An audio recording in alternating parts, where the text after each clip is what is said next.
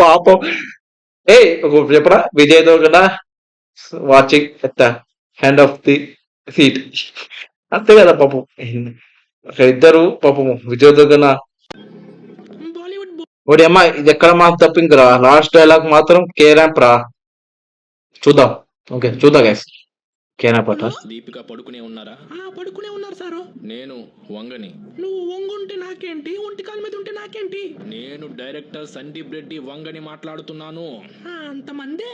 ఇంతకి 100 కోట్లు క్యాష్ కావాలి, ప్రాఫిట్ లో షేర్ ఇవ్వాలి. 6 గంటలే పని చేస్తుంది. 6 దాటిందనుకో మీటర్ మీద ఇంకో 1 లక్ష ఎక్స్ట్రా వేస్తుంది. బోల్డ్ సీన్లు గట్టి మా బ్లడ్ లో లేవు.